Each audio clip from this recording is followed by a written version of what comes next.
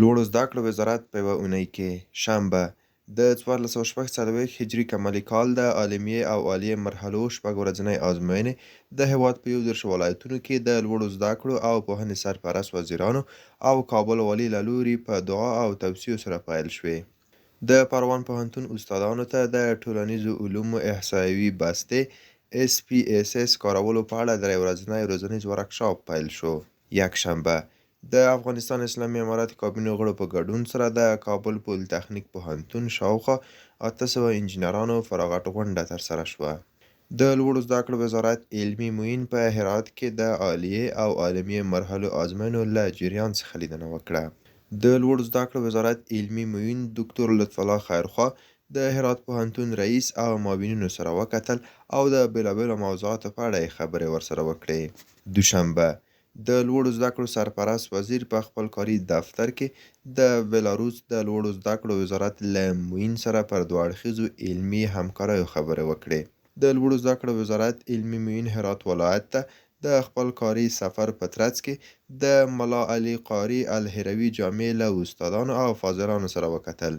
د لوړو زده کړو وزارت مالی او اداري معین په غزني، زابل، کندهار او ارزګان ولایتونو کې د عالیې او عالمیې مرحلو د ازموینو د روان بهیر څخه څارنه وکړه. د لوړو زده کړو وزارت محصلانو چارو سرپرست معین او د اطلاعاتو نشراتو او عامه اړیکو رئیس په تخار پوهنتون کې د عالمیې او عالیې مرحلو ازموینو څخه څارنه وکړه. د هلمند پوهنتون د ساینسي علومو څیړنیزې مجلې دریم ټوک درېیمه ګڼه چمتو او چاپ شوه.